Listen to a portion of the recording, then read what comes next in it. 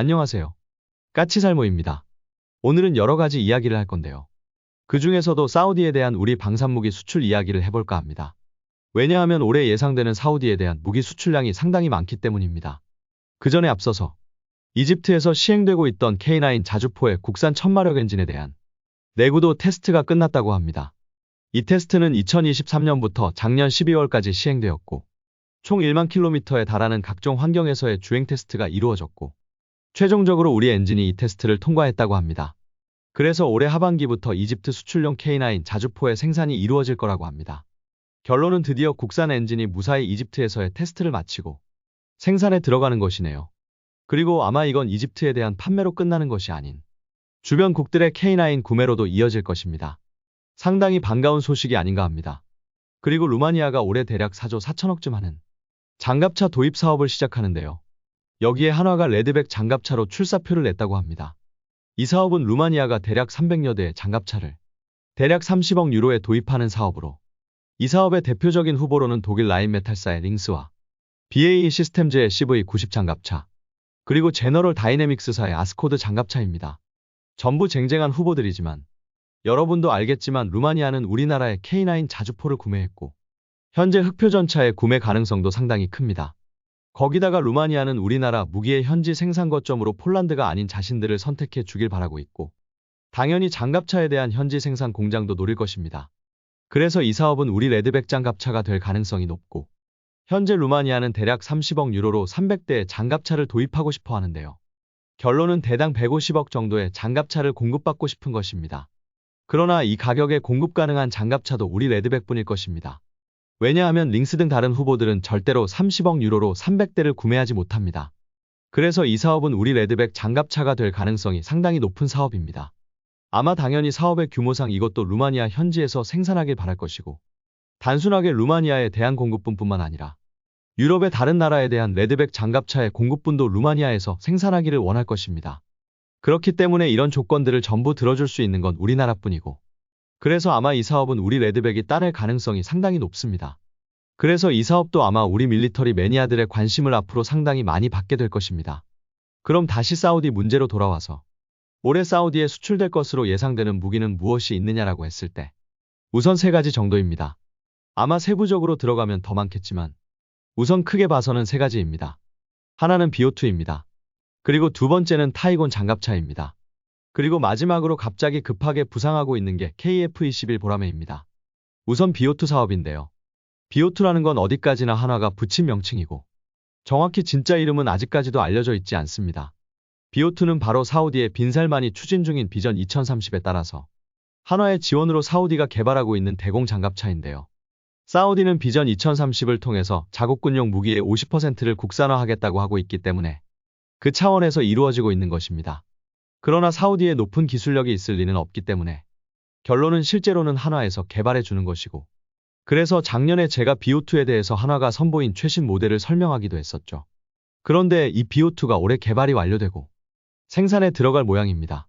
생산은 어찌 이루어지는지 모르겠지만 결론은 BO2에 대한 본계약이 올해 잡혀 있는 것으로 보입니다.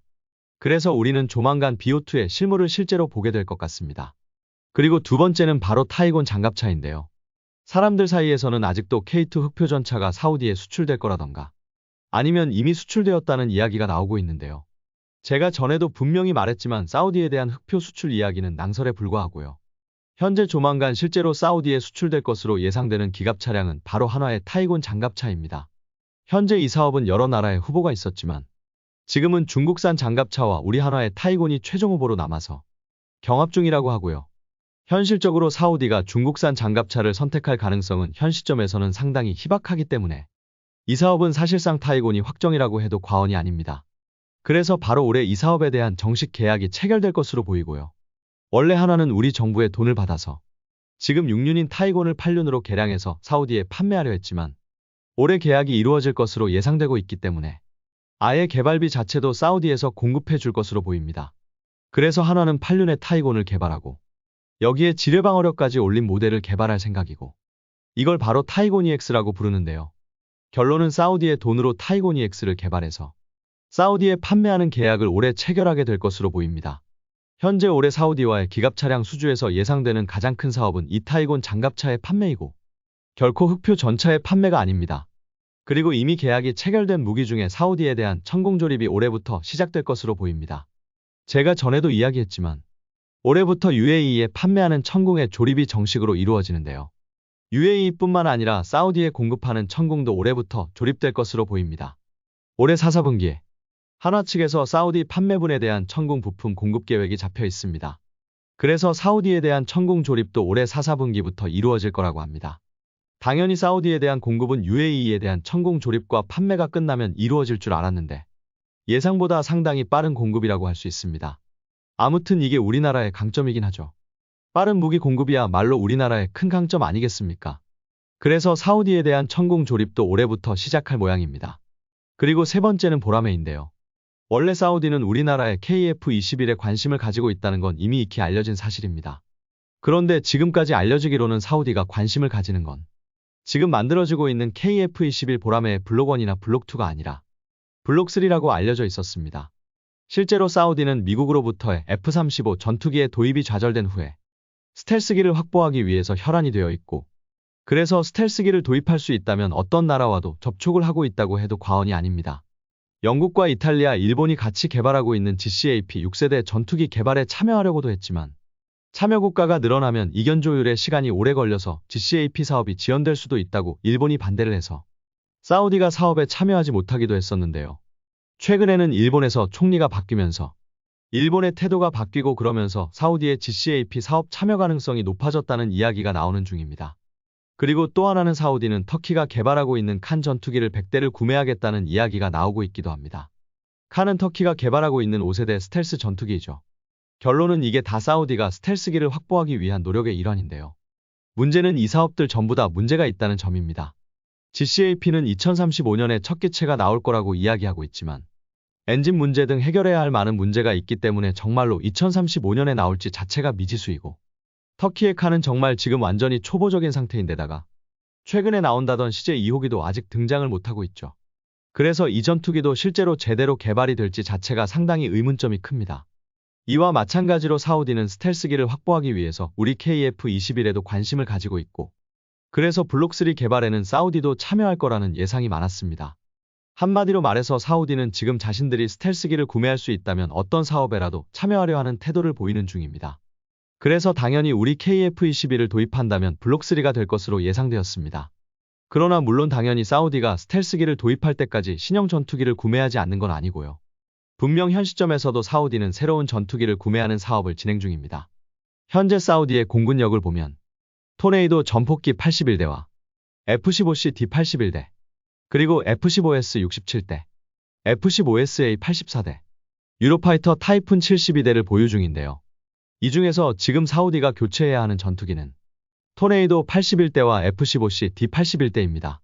토네이도는 IDS형을 지금 유지 중이고 IDS형은 지상공격기 모델입니다. 그리고 F-15C D형은 당연히 공중우세기이고 사우디에서도 공중우세기로 사용 중인데요. 당연히 지상공격기보다 보통은 공중우세기의 교체 주기가 더 빠른 경우가 많기 때문에 현재 사우디는 토네이도보다는 바로 F-15C D형을 교체하는 사업을 하고 있습니다. 그래서 F-15C D형을 교체하기 위해서 대략 54대 공중우세 전투기를 도입하는 사업을 추진 중인데요. 문제는 이게 정말 복잡다단하다는 것입니다. 결론은 사우디는 돈을 주고도 스텔스기뿐만 아니라 이런 일반 전투기도 마음대로 구매하지 못하는 실정입니다. 우선 사우디는 기존에 보유한 전투기 중에서 가장 최신형이 유로파이터 타이푼 트렌치 3A형과 그리고 F-15SA입니다. 그래서 사우디는 당연히 F-15CD를 대체하기 위해서 기존에 자국 공군이 이미 운영하고 있던 최신기 모델을 추가로 구매하길 원했습니다. 그래서 이 사업의 강력한 후보로 올랐던 게 유로파이터 타이푼과 F-15EX였습니다. 그런데 돈을 주고 사겠다는데도 이 기체들을 판매하는 국가들이 정말 말도 많고 어이없는 조건을 걸기도 했다는 점입니다. 우선 유로파이터 타이푼 전투기. 이 전투기는 여러분도 알겠지만 영국과 독일 그리고 스페인과 이탈리아가 합작으로 개발한 전투기인데요. 사우디가 타이푼 전투기를 추가 구매하려 하자 분쟁 국가에 무기를 판매하지 않는다는 정책으로 독일이 판매를 거부해버립니다. 이미 사우디는 타이푼을 보유하고 있고 추가 구매인데도 말입니다. 그런데 제가 이걸 조사하다 보니 갑자기 올해 4월경에 독일의 사우디에 대한 타이푼 판매 승인이 나는 겁니다. 이유를 들어보니 좀 어이가 없는데요. 그건 사우디가 자신들의 타이푼 전투기를 가지고 이스라엘로 향하는 이란의 무인기를 격추해서 이스라엘 방어에 기여해서 사우디에 대한 타이푼 판매를 승인하기로 했다는 것입니다. 이게 뭐 하는 짓입니까? 한마디로 독일의 정책은 상황에 따라서 왔다 갔다 하는 것입니다. 여러분이 사우디 같으면 어떤 느낌이 들까요? 여러분 같으면 이런 상황에서도 사우디가 유로파이터를 사고 싶은 생각이 들까요?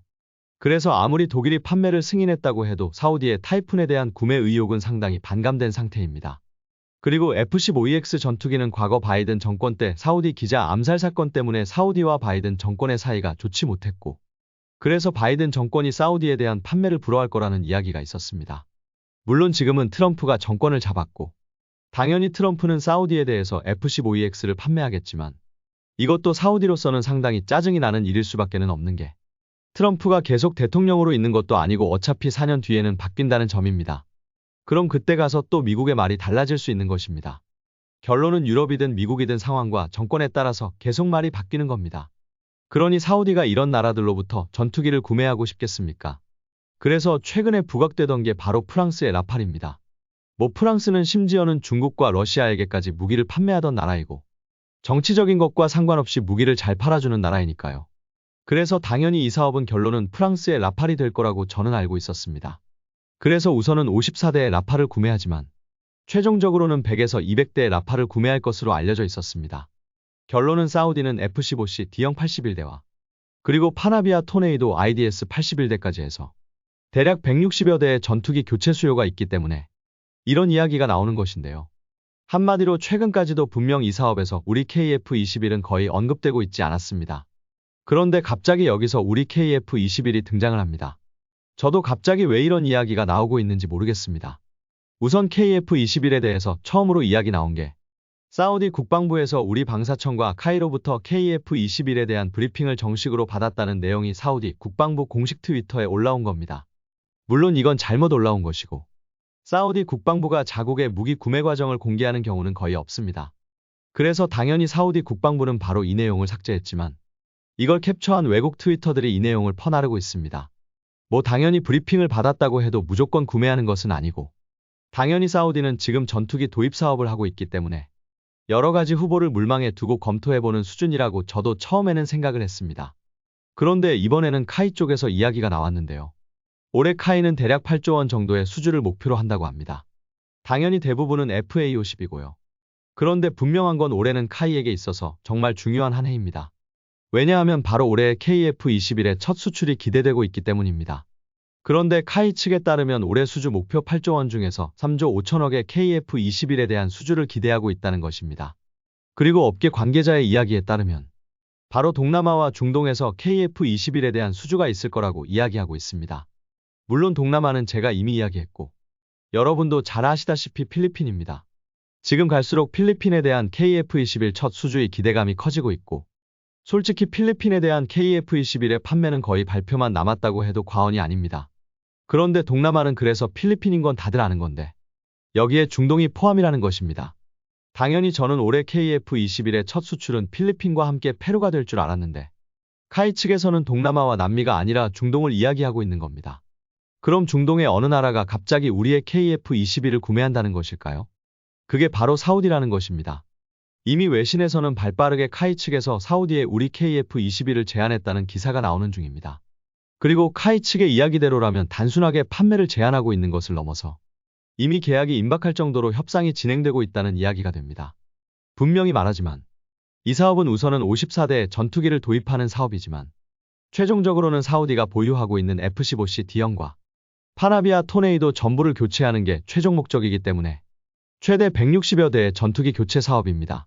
규모가 상당히 크죠. 물론 이걸 사우디가 전부 한 가지 기종으로 대체할지는 미지수입니다. 그래서 라팔도 사고 우리 KF-21도 같이 살 수도 있습니다. 그러나 아마 사우디는 초반에는 소량 그러니까 라팔과 KF-21을 각각 10여 대 정도를 구매해서 운용해보고 도입을 확대하는 정책을 쓸 가능성이 높습니다. 분명히 말하지만 이건 아직까지는 확정된 것도 아니고 단순하게 예측일 뿐입니다. 뭐 당연한 게 사우디는 항상 무기를 구매할 때 비밀로 구매하고 당연히 협상 과정도 항상 비밀에 붙입니다. 물론 전투기의 구매 사실 자체는 숨길 수 없겠지만 분명한 건 사우디에 대한 KF-21의 판매가 정식으로 공개되는 건 아마 계약이 이루어질 때쯤일 것입니다. 그러나 확실한 건 지금 갑자기 사우디에 대한 KF-21 판매 가능성이 대폭 높아지고 있다는 사실입니다. 결론은 사우디에 대한 수주가 오래 있을 거라고 관계자들이 예측하고 있다는 건 이미 사우디에 대한 KF-21 판매에 대한 협상이 이루어지고 있고 상당히 구체적으로 협상의 타결까지도 가고 있다는 뜻이 됩니다. 아마 이 사업이 사우디가 아닌 다른 나라에 대한 KF-21 판매였다면 이미 주요 언론사에 대서특필되었을 것입니다. 결론은 항상 무기 구매를 비밀에 붙이는 사우디이기 때문에 바로 올해 계약이 이루어질 것으로 보이는 사업임에도 일이 알려지지 않은 게 아닌가 합니다. 어떤가요, 여러분? 과연 사우디가 KF-21, 그것도 블록1을 구매할까요? 오늘은 루마니아의 레드백 장갑차 수출 이야기와 사우디에 대한 수출 이야기를 해봤는데요. 분명한 건 루마니아에 대한 레드백 장갑차 수출은 상당히 가능성이 높다는 것과 그리고 올해 사우디에 대한 대량의 무기 수출이 있을 거라는 것입니다. 그리고 그 중에는 우리 KF-21도 포함되어 있을 거라는 것이고요. 아무튼 올해도 우리 무기의 대량 수출을 기대해봅니다. 이상 영상 봐주셔서 감사합니다.